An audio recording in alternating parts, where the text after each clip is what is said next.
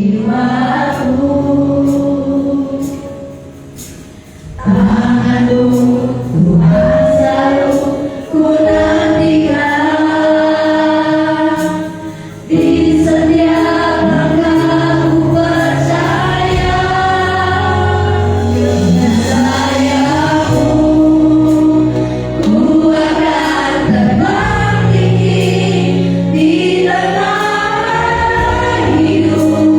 Ku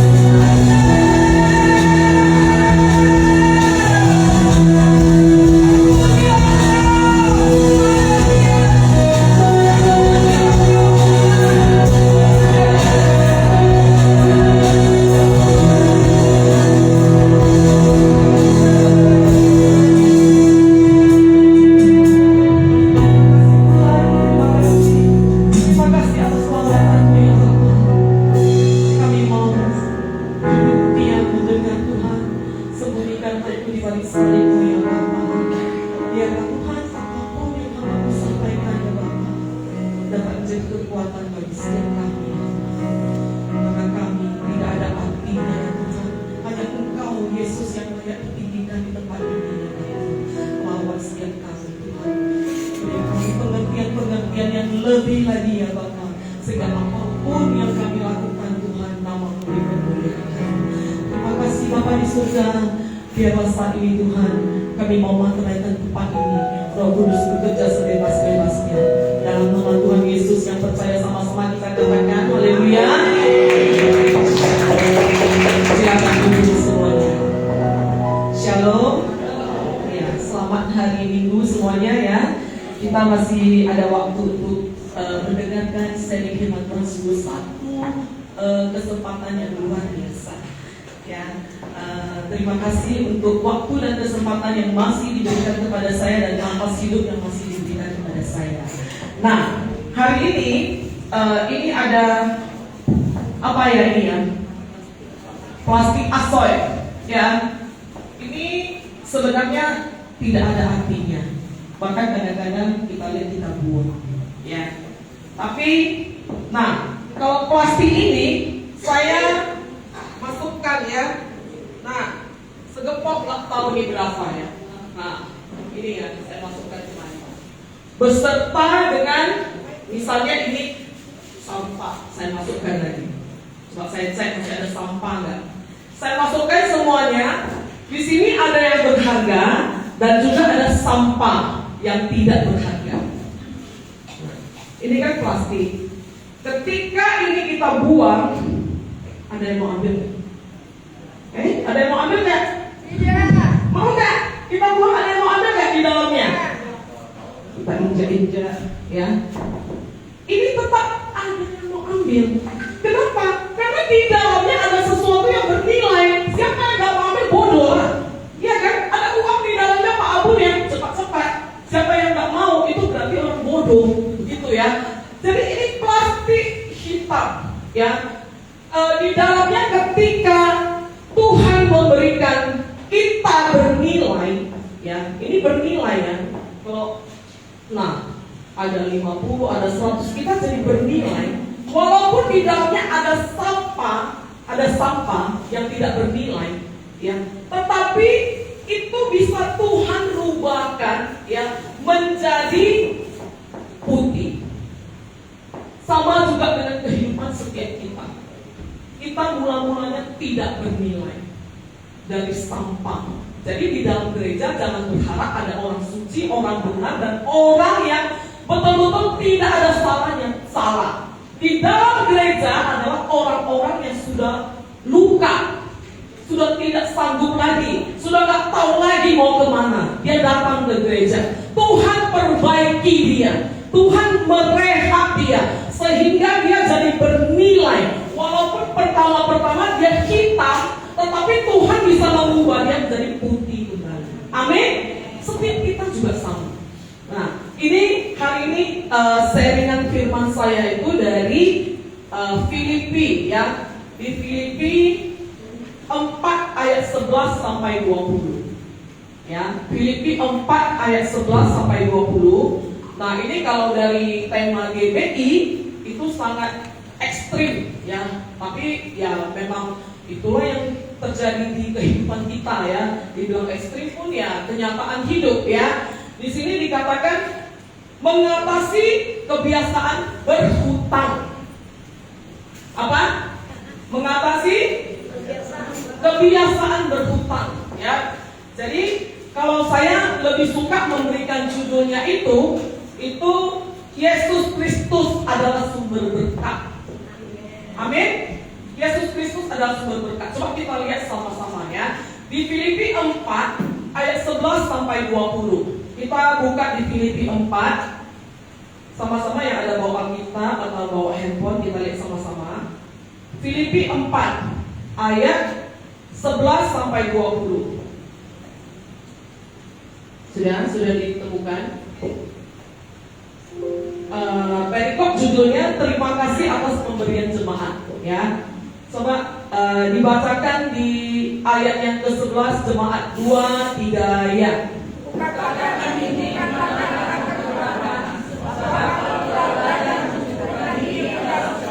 Ya, 12-nya, aku tahu apa itu kekurangan dan aku tahu apa itu kelimpahan. Dalam segala hal dan dalam segala perkara Tidak ada sesuatu yang merupakan rahasia bagiku, baik dalam hal kenyang maupun dalam hal kelaparan, baik dalam hal kelimpahan maupun dalam hal kekurangan. Lanjut.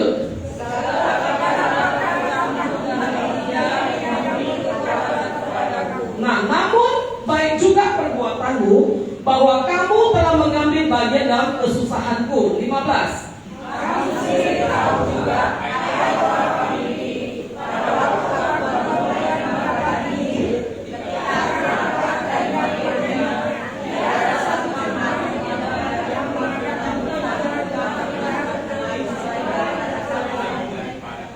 Karena di Tesalonika pun kamu telah 1-2 kali mengirimkan bantuan kepadaku. 17.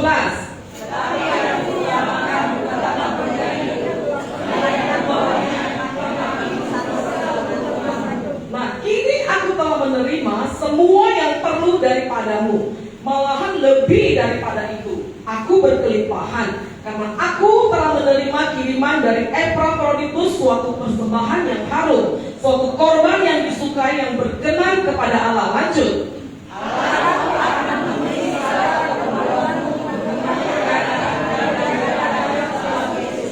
Dimuliakanlah Allah Bapa kita selama-lamanya. Amin.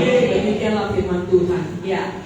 Jadi ini Filipi 4, ya, ini ditulis oleh Rasul Paulus ketika dia di dalam penjara. Ya, ini sejarahnya dia mau mengatakan sukacita. Ayat Filipi ini menyatakan berkat. Ya, bagaimana berkat itu ketika jemaat mula-mula tidak ada sesuatu apapun yang mereka punyai, tetapi mereka diberkati. Ya, di sini kita lihat dari Filipi 4 ayat 11 sampai 20 itu ada 2 ayat yang sangat-sangat harus kita ingat-ingat. Terutama yang pertama itu di Filipi 4 ayat 13. Di sini dikatakan segala perkara dapat kutanggung di dalam Dia yang memberi kekuatan kepadaku. Itu intinya ya dari sharing saya hari ini. Yang kedua di ayat 19. Allahku akan memenuhi segala keperluanmu menurut kekayaan dan kemuliaannya dalam siapa? Yesus Kristus, ya. Amin. Nah, kita lihat sekarang bagaimana kembali ke slide-nya. Bagaimana cara anak Tuhan hidup saat ini? Ya, kalau kita hanya berpedoman pada Alkitab ini, kadang-kadang kita tidak mengerti. Makanya perlu seseorang yang men-sharingkan ya. Bagaimana isi inti dari Alkitab ini, sehingga kita pulang kita mengerti apa yang seharusnya kita lakukan. Ya, di sini itu Yesus Kristus adalah sumber berkat. Lanjut. Nah, yang pertama di sini ayat 11 yang tadi, bukankah karena kekurangan sebab aku telah belajar mencukupkan diri dalam segala keadaan. Ini yang Tuhan inginkan. Kita belajar untuk mencukupkan diri dalam segala keadaan. Kadang-kadang hidup ini ya lebih banyak gaya daripada kebutuhan. Bener kan? Nah, kadang-kadang saya pun sama, ke pajak, ke pasar, ke supermarket, yang tidak perlu saya beli, saya beli. Sudah sampai rumah saya menyesal. Kok saya beli ya?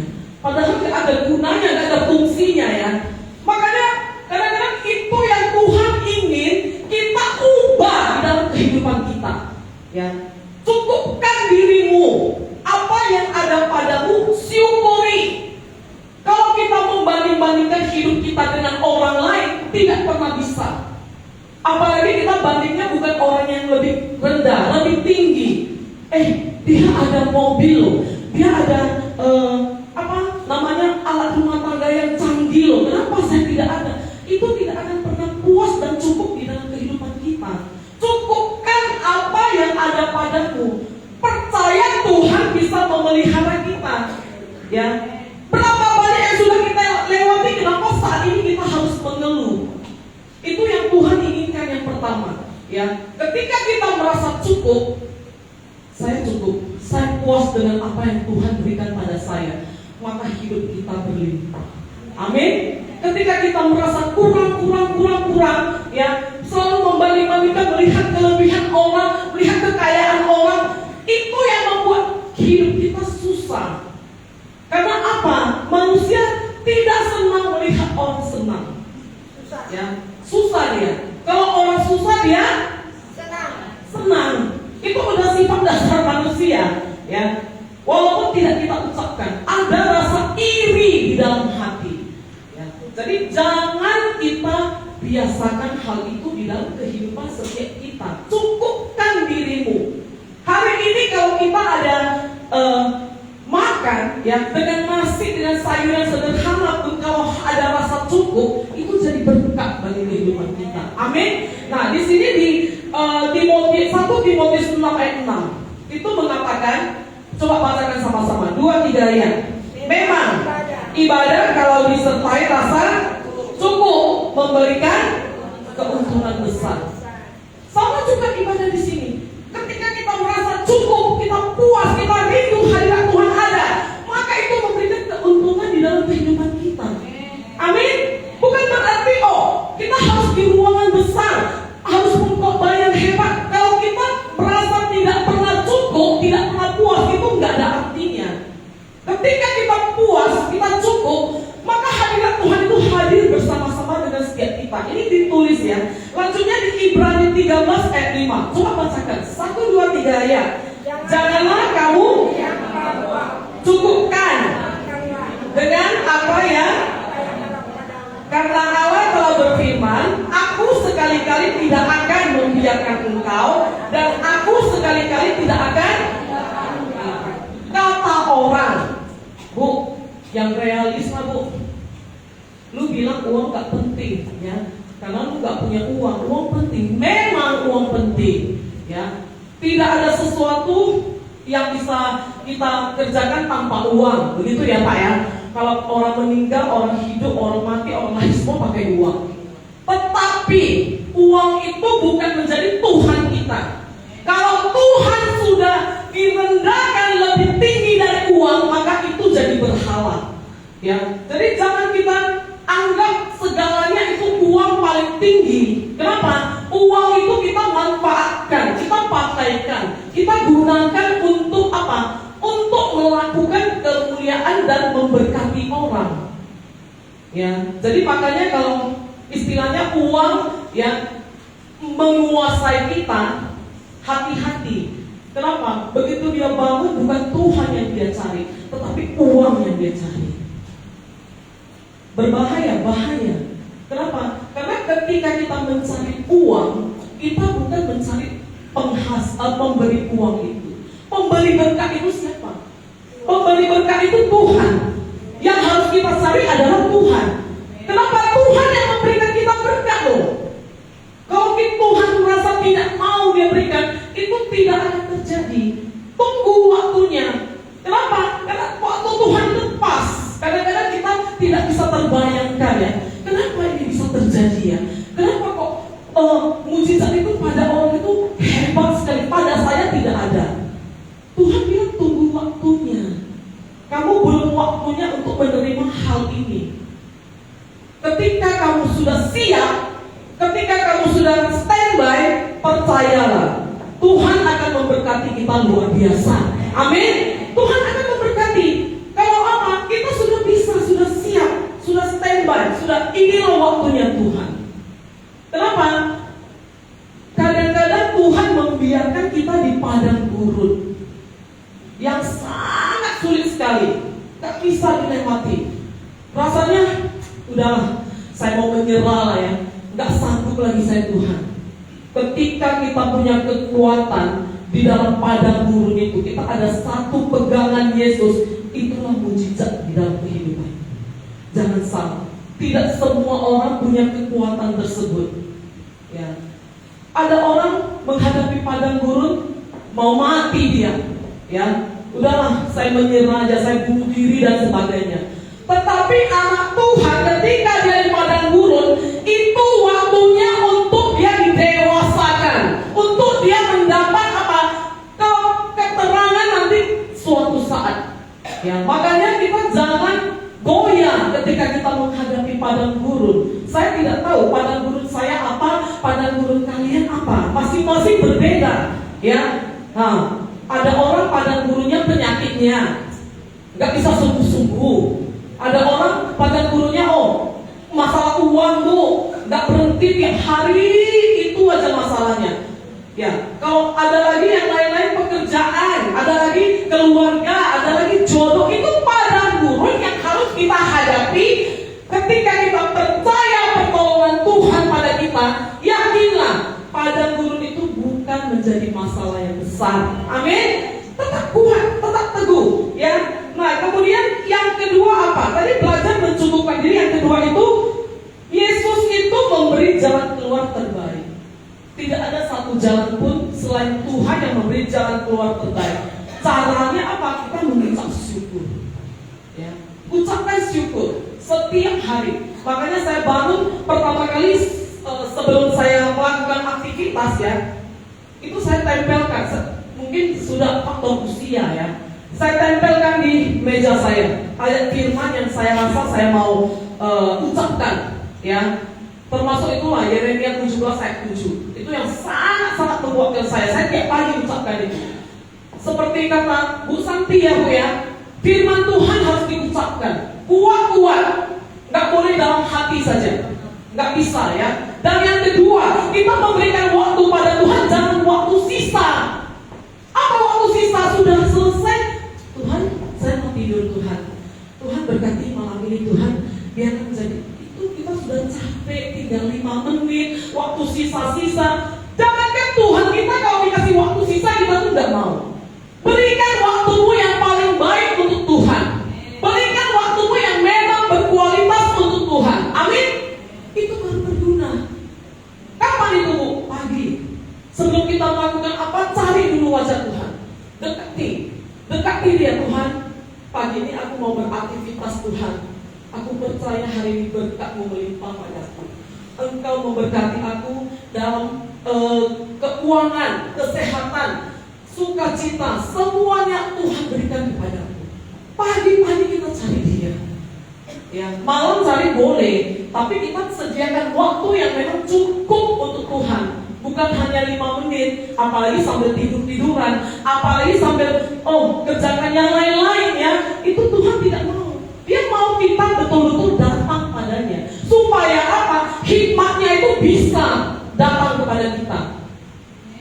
Ini lagi ya, di sini ya. Katanya apa? Di Pengkhotbah 9 ayat 10a. Kita lihat Pengkhotbah 9 ayat 10a. 2-3 ya.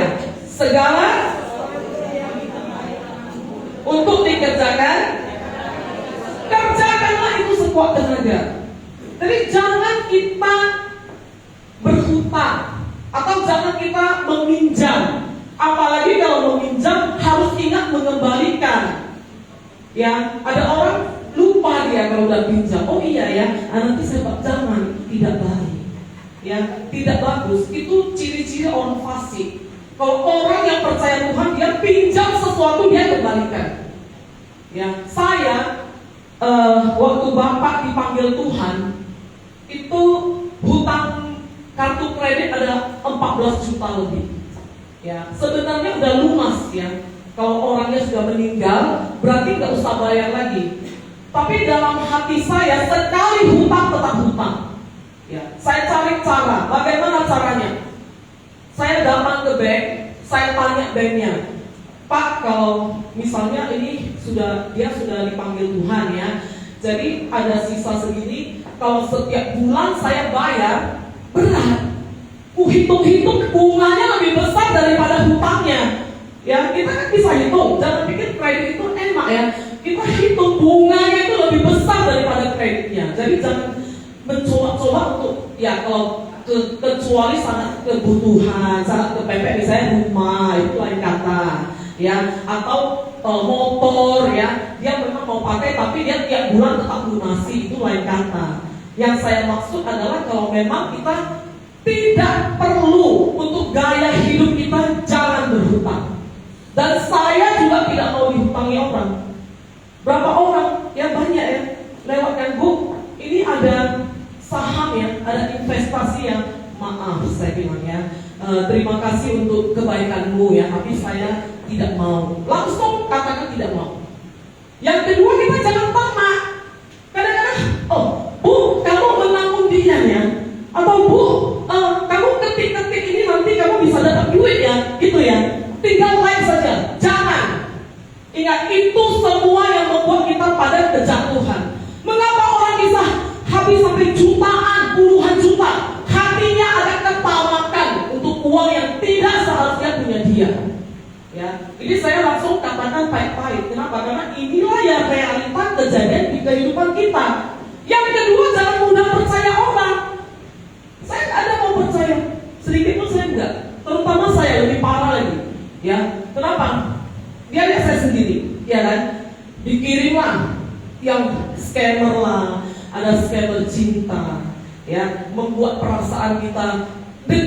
itu yang saya tidak mau lihat.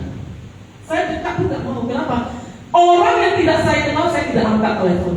Kenapa? Orang yang saya kenal, saya angkat dan saya terima masih wajar. Tapi orang yang tidak kita kenal, kita coba-coba angkat, maka kita akan masuk ke dalam jerat itu sendiri. Bagaimana kita hidup kalau kita tidak membentengi kita sendiri? Tuhan berkata, cerdik seperti, tulus seperti, itu yang kita lakukan. Ya, jangan mudah percaya dengan kata-kata orang untuk apa? Menjebak kita. Misalnya apa? Kecelakaan. Bu, ini sakit. Jangan langsung diiyakan. Ya, jangan langsung cemas.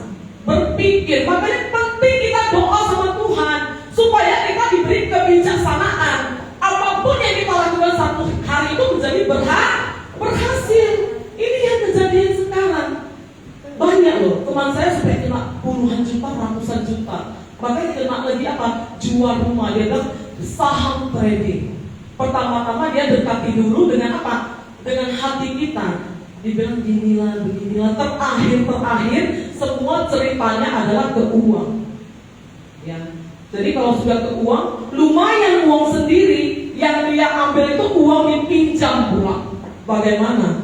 Itu berarti dia tidak ada hikmat yang daripada Tuhan. Kita jangan mudah percaya. Apalagi satu lagi ya, yang saya kasih tipsnya ya dari Google. Beli pesawat, tiket pesawat, ya. Rupanya tiket ini apa? Kita mau tunda terbang. Jadi otomatis kita cari di Google, hati-hati. Di sana banyak juga penipu yang ingin apa? Mengkuras uang kita. Jangan. Kalau kita mau melakukan transaksi apapun, cari yang jelas, cari kantornya yang jelas. Sekalipun dia BBCA yang cek kita, jangan percaya. Saya lebih lucu lagi. 2 bulan yang lalu, undangan, ya, saya kenal nih orangnya Pak undangan. Anak saya menikah ya. Nah, kamu buka ya. Di sini linknya nanti kamu buka di sana undangannya. Saya mulai heran ya. Kok undang nggak mau undang langsung, nggak pakai telepon, nggak pakai kasih kartu undangan, gitu ya, malah pakai link. Jangan, langsung buang, langsung blok, ya. Walaupun teman sekalipun. Kenapa? Karena sekarang cara orang menipu itu udah aneh-aneh, sudah luar biasa. Apalagi zaman-zaman sekarang digital, ya. Makanya kita perlu dibentengi oleh apa? Firman Tuhan. Dan apa Tuhan yang menuntun kita setiap hari, sehingga kita diberikan hikmat. Mau apa, mau melangkah bagaimana. Ya, banyak di handphone kita lihat, ya. Bahkan ada yang sudah kena puluhan juta. Mau tuntut ke siapa? Yang melakukan itu di dalam penjara. Mereka kan pakai handphone. Di dalam penjara mereka membohongi orang. Nanti terakhir sudah diambil, dikuras, dibloklah kita. Siapa yang salah? Diri sendiri. Kenapa? Terlalu tamak. Yang bukan menjadi milik kita, kita tetap inginkan. Jangan. Tuhan berpesan itu salah, ya. Nah, kita lihat di Roma 13 ayat 8. Jangan berhutang kepada siapapun ya. Hendaknya saling mengasihi. Sebab barang siapa mengasihi sesama manusia, ia sudah memenuhi hukum Taurat.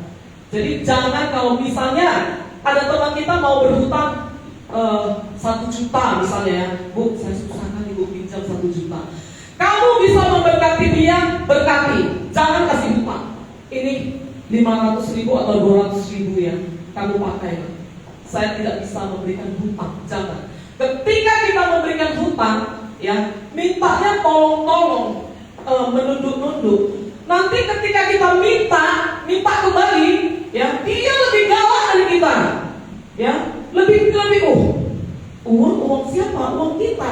Tapi kenapa kok dia yang lebih emosi dari kita ya? Itulah cara manusia yang jangan kita lakukan. Memang bisa berkati dia, berkati saja. Kenapa? Mengasihi sesama. Ya, saya nggak mau kalau dia kan hutang begini, udah jangan ceritakan lagi. Masa lalu, ya, jula-jula, ini juga sama. Kita guru-guru ada main ya jula-jula. 1 bulan 500.000. Kalau nggak salah 60 orang guru. Bayangkan perputaran uangnya. Ini juga tanpa catatan ya, ingat ya. Jula-jula arisan tanpa catatan. Kalau dia lari, kamu harus berterima dengan lapang dada. Gak bisa dituntut, gak bisa dipolisikan. Jadi caranya gimana? Jangan main, jangan mau. Jula-jula lah, arisan lah. Saya ikut makan, oke, gak apa-apa. Tapi saya tidak mau kalau masalah arisan dan segala macam. Kenapa? Nanti kamu sakit hati.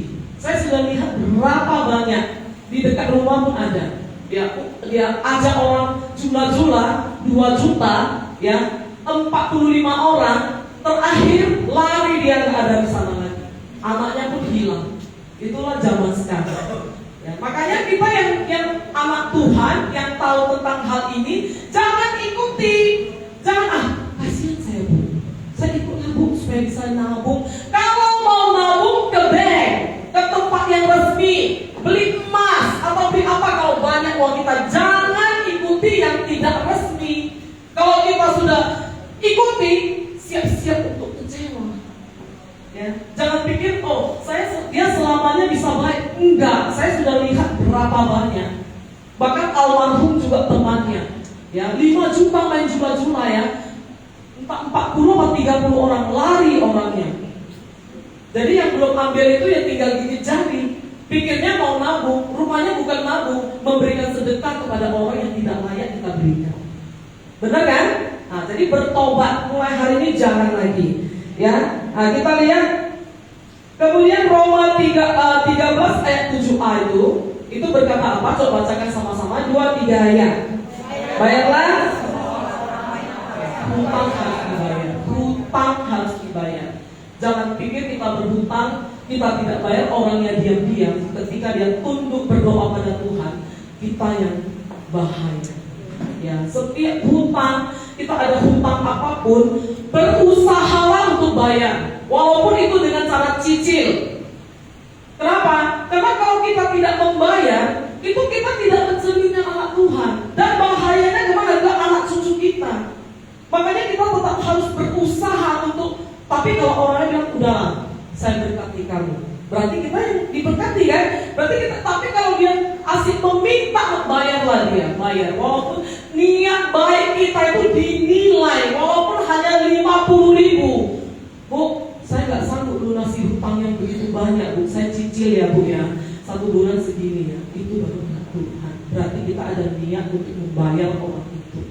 Ya, ini di firman Tuhan dicatat ya. Nah, Mazmur 37 ayat 21 berkata, ya, bacakan 2-3 ya. Orang fasik meminjamkan tidak dibayar kembali, tetapi digunakan atas nasibnya mesra. Orang fasik, dia meminjam dan tidak membayar. Kita bukan orang fasik, kita anak Tuhan, kita orang benar. Ketika kita ada hutang pada siapapun, lunasi.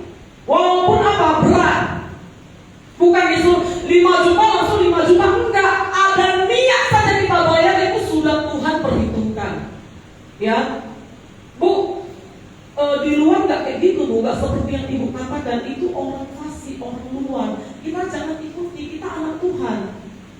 Ketika anak Tuhan berniat untuk baik hidup kita benar, maka Tuhan bisa memberkati kita. Selagi kita tidak benar, nggak bisa. Bagaimana hidup kita aja nggak benar? Kita aja berhutang banyak, kita aja berbuat begini. Bagaimana Tuhan mau berkati coba? Ya, makanya ini firman ini saya tetap pegang ya. Walaupun tidak sempurna, tetapi saya tetap ingat. Ya, kita adalah orang benar, kita bukan orang fasik. Jangan suka meminjam apapun. Nah, lanjut kita lihat apanya slide-nya. Di sini dikatakan, jangan suka meminjam. Akibatnya, yang pertama kita terlilit hutang. Baru gajian, baru dapat uang, gali lubang, tutup lubang. Ya, ada orang gitu ya, baru pegang aja uangnya belum panas, sudah bayar lagi. Cicilan ini, cicilan itu, cicilan ini, cicilan itu. Terlilit hutang. Ya, nggak penting jangan dibeli. Coba lihat, saya udah berapa kali ke luar negeri kan. Saya pulang, saya lihat gantungan kunci kok banyak kali ya. Apa fungsinya saya beli ini ya? Jadi terakhir saya bilang, oh nggak mau lagi. Kalau memang itu tidak berguna untuk saya pikirkan lagi kembali, perlu nggak saya beli? Ya, perlu nggak saya punya ini? Kalau saya tidak perlu, jangan. Minta tuntunan Tuhan. Tuhan berikan pengertian-pengertian yang kita tidak pikirkan. Ya, nah yang kedua itu orang takut. Cobalah berhutang. Ayo, I can't say udah mau hutang, ya kan? Langsung nggak ada yang mau dekat. Siapapun nggak mau dekat. Langsung dicap orang. Ya, orang sini takut semua. Mau yang kaya, mau miskin, kalau ada tukang hutang, orang tuh takut. Kan nggak jadi berkat bagi Tuhan. Anak Tuhan kok begitu? Iya kan? Banyak ketiga tidak ada tabungan. Kapan kalau ada dana darurat, dari mana duitnya? Nggak ada. Tabungannya nggak ada, orang dia berhutang. Gimana mau menabung? Nah yang keempat itu hidup tak ada damai. Stres, dikejar-kejar orang, dikejar-kejar debt collector, dikejar-kejar kartu kredit. Ya, saya nggak mau. Jujur saya agak berbeda prinsip sama almarhum. Kalau beliau suka pakai kartu kredit, saya bilang enggak. Kalau saya satu beli, saya beli. Ya, kontan nggak apa, tapi saya tidak mau kredit. Ya, kenapa? Kartu kredit kita hutang loh. Ya, cobalah kita pakai nggak sadar ya Bu ya. Udah Pak promo Pak ini ya, pakai. Udah bayar 3 juta. Hutang. Ya, jangan pikir kartu kredit kita dapat promo, dapat bonus, dapat apa. Itu kita berhutang kepada manusia, dan mereka pintar membuat promo-promo supaya kita makin terjerat ke sana. Jangan. Karena apa? Karena kalau kita tetap melakukan itu, percayalah, keuangan kita tidak akan pernah stabil. Ya. Keinginan manusia lebih besar daripada keperluan manusia. Ya. Kalau sudah bicara keinginan, pulpen harga 2.000 dengan pulpen harga 100.000, apa bedanya? Minum juga sama. Teh manis buatan bukin gratis ya. Bisa kita di belakang langsung minum gratis ya Bu ya. Nah, di kedai kopi teh manis masih 6.000, 7.000. Ya, coba di kafe harganya 35.000. Ya. Lebih tinggi lagi hotel bintang 5, 45.000. Tempatnya saja, tetapi isinya sama. Ya, makanya kita harus tas atau dompet fungsinya kan sama, ya, untuk menaruh uang, menaruh yang kartu segala macam. Harga 50.000 dengan 5 juta apa bedanya? Coba. Ada orang gengsi. Kalau saya tidak pegang 5 juta, orang tidak lihat saya. Apa yang mau dilihat? Besok kalau kita masuk ke 1x2, dibawa nggak itu? Ada perlu nggak itu? Itu nggak perlu semuanya. Yang wajar saja, yang tidak berlebihan. Andai kita hari ini mau simpanlah yang untuk masa depan kita. Ya, atau ya banyaklah emas atau apa yang bisa kalau kita penting, kita perlu, kita bisa jual kembali. Tasmu 10 juta, bisa kau jual kembali? Nggak bisa. Nggak ada yang mau. Ya, Bu, ini handbag Bu, 100 juta Bu. Udah saya mau berangkat jadi 20, saya juga mau. Apa fungsinya untuk saya? Iya kan, apalagi udah bekas. Jadi makanya kita harus bijak. Kalau kita mau membeli sesuatu, pikirkan sekali lagi, apakah itu berguna atau tidak? Apakah itu jadi berkat untuk kehidupan kita atau tidak? Apakah keluargaku bisa ribut gara-gara ini atau tidak? Saya dulu juga korban paket. Dikit-dikit pakai ya Bu ya. Lihat promo murah, cepat-cepat beli. Lihat promo murah, cepat-cepat beli. Yang Shopee lah, yang TikTok pun adalah segala macam. Tapi terakhir saya berpikir lagi, kalau saya terlalu banyak itu berarti konsumtif juga. Kalau saya tidak beli kan bisa. Kenapa saya harus beli hal-hal yang demikian? Kita juga bertobat. Ya, jangan karena keinginan mata, keinginan hati yang membuat keuangan kita itu jadi kacau. Karena tidak semua orang itu banyak berlebihan. Gara-gara hal kecil ini membuat keluarga jadi ribut. Ya, suaminya jadi berantem dengan istrinya. Marilah sama-sama kita bergandengan tangan, percaya kalau kita melakukan firman Tuhan ini, Tuhan akan memberikan apa? Berkatnya pada kita. Nah, di sini yang ketiga, yakin Yesus memberkati hidup kita. Kalau kita sudah benar, kita sudah tidak lagi melakukan seperti yang orang fasik lakukan, yakin Tuhan memberkati kita. Di sini dikatakan Filipi 4 ayat 19. Allahku 23 ya. Segala menurut seperti sama dengan Rasul Paulus berkata kepada jemaat di Filipi, ya, Allahku kan memenuhi segala keperluanmu, bukan keperluanmu ya, menurut kekayaan dan kemuliaannya. Di dalam ada lagu, coba kita nyanyikan sekali sama-sama ya. 2, 3 ya. Allahku kan memenuhi keperluanku menurut kekayaan dan kemuliaannya. Allahku kan mencukupi kebutuhanku di dalam Yesus Tuhan. Allahku kan memenuhi keperluanku menurut kekayaan dan kemuliaannya.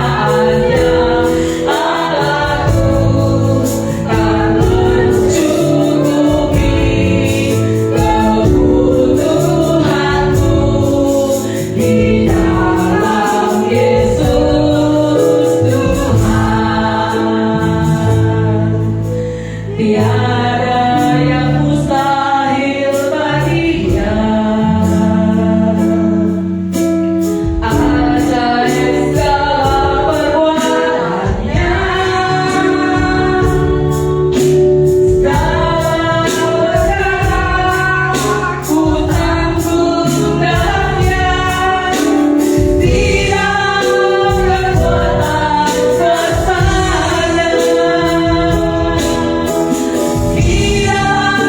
kekuatan sesatnya.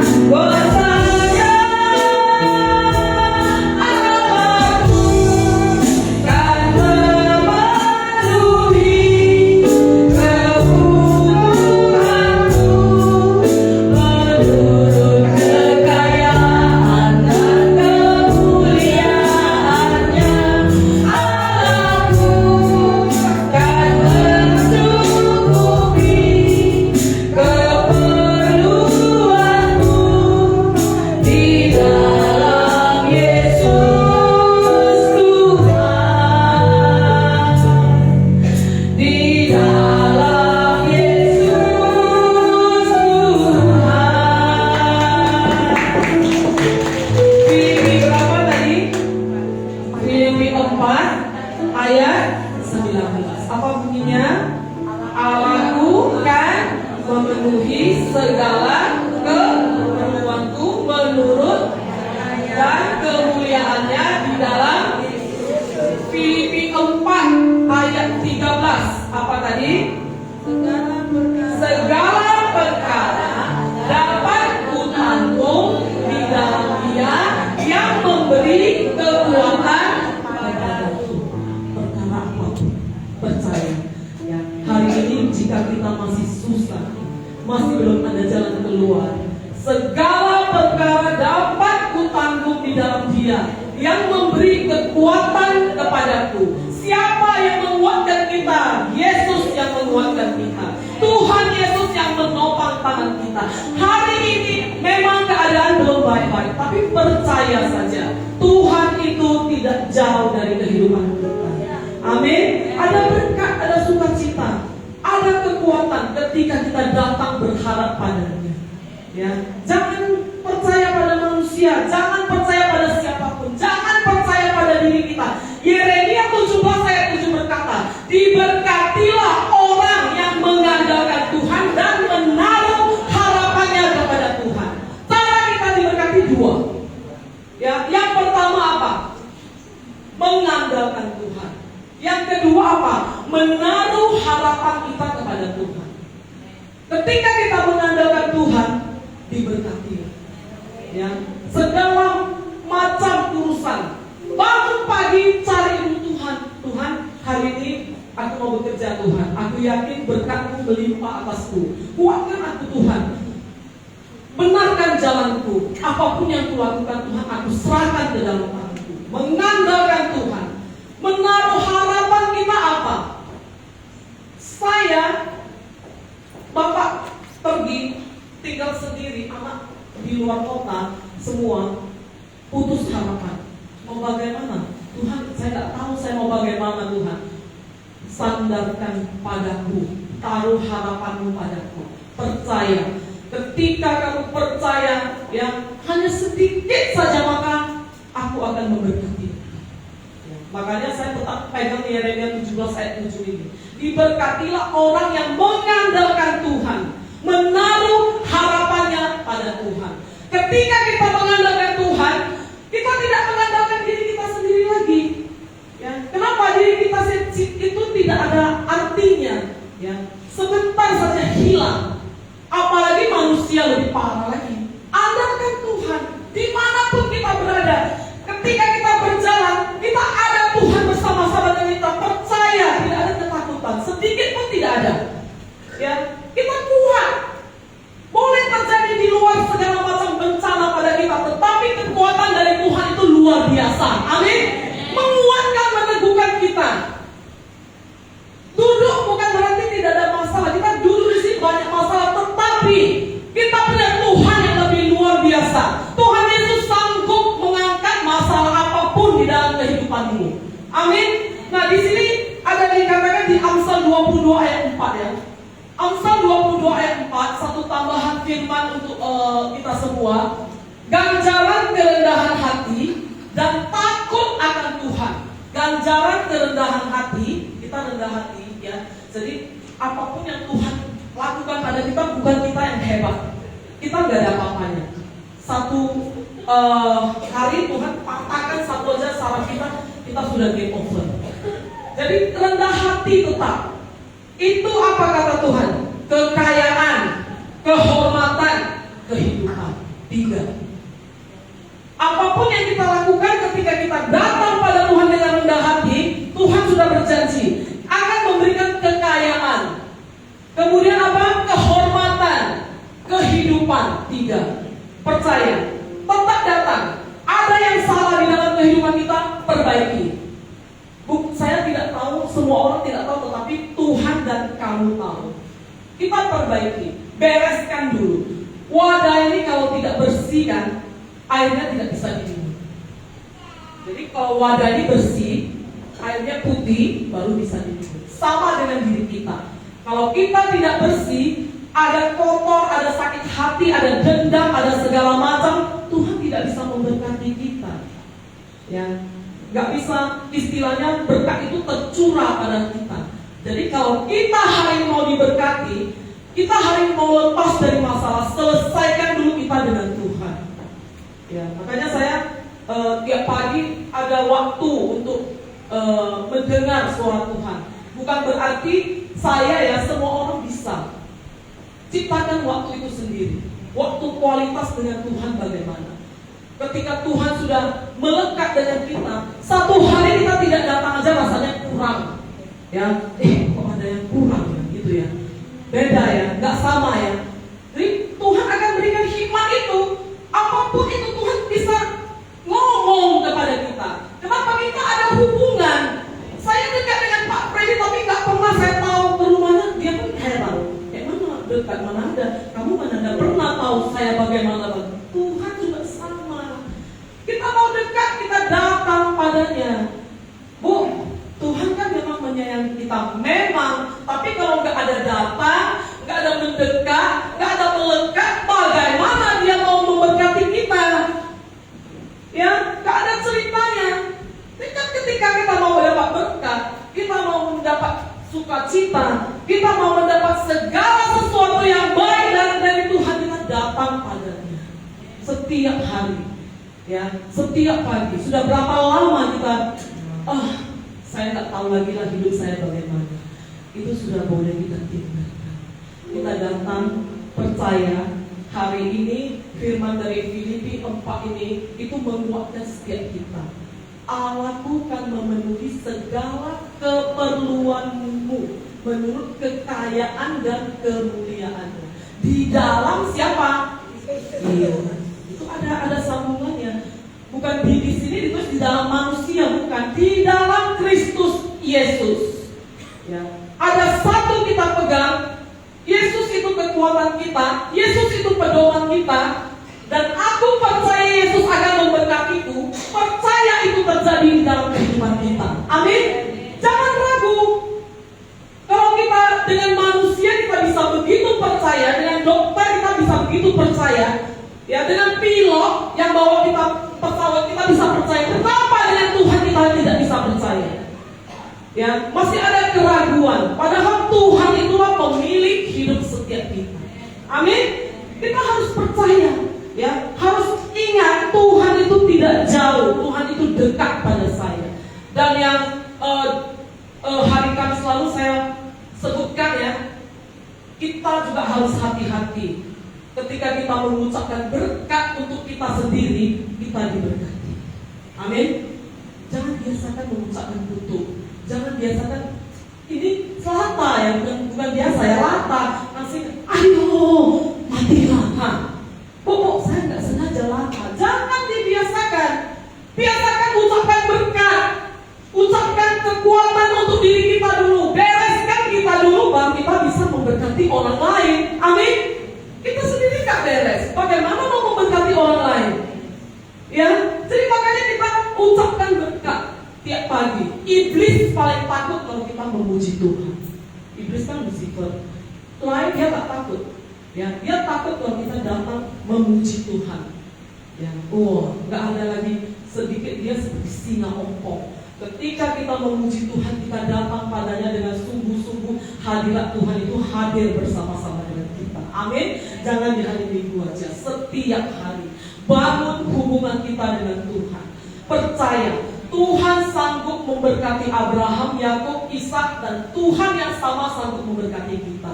Amin. Kenapa? Karena sekarang masa lalu itu semua sama. Yang penting sekarang hati kita, iman kita kepada Tuhan bagaimana? Apakah sekarang sudah dingin, Bu? Nggak bisa lagi, Bu. Saya rasa bagaimana, ya? Nggak sanggup lagi. Percaya Tuhan yang sama rindu pada kita, mau datang pada kita. Buka hatimu, datang padanya, dan percaya Tuhan pasti memberkati kita. Amin. Bukan, Ibu ngomong enak, mana ada berkatnya? Bukan hari ini. Proses Tuhan itu luar biasa. Ya, Tuhan memberkati kita itu kadang-kadang tidak kita pikirkan. Itu yang Tuhan berikan kepada kita. Seorang anak masih usia 8 tahun, gak mungkin bapaknya kasih dia mau motor gede, mati. Ya. Seorang anak masih umur 8 tahun sepeda mini aja. Ya. Nanti kalau dia udah 17-18 tahun, sudah ada SIM, ya, sudah ada STNK, sudah bisa mengemudi, diberikan. Kenapa? Bapaknya sayang pada dia. Saya berikan apa yang kamu mau. Terima kasih Tuhan. Kenapa? Karena Tuhan tahu apa keperluan saya, dan di waktu yang tepat, di waktu yang pas, tidak ada kurang apapun. Amin. Tetap percaya. Ya, hari ini Filipi 4 ayat 13. Coba sekali, 2-3 ayat. Segala perkara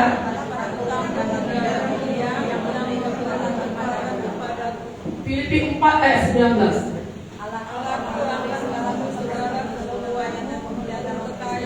Dua orang di depan. Ada yang berani sebutkan Filipi 4 ayat 13 dan Filipi 4 ayat 19. Saya kasih hadiah. Ada? Ada yang berani? Ada yang berani ke depan? Ada yang berani sebutkan firman Tuhan? Ada yang berani mendeklarasikan firman Tuhan di dalam kehidupan kita? Filipi 4 ayat 13, 2-3 ayat. Segala perkara dapat kutanggung di dalam Dia yang. Satu lagi, Filipi 4 ayat 19. Allahku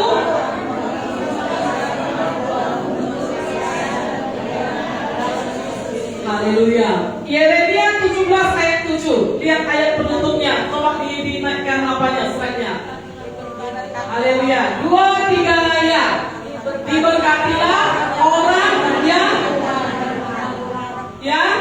menaruh. Ulang sekali lagi. 2-3 ayat. Yeremia 17 ayat 7. Diberkatilah. Aku diberkati sepanjang hidupku, diberkati dari bangun pagi hari, siang menjelang malam. Aku diberkati. Katakan sama-sama. Aku tunjuk diri sendiri. Berkati sepanjang hidupku, diberkati.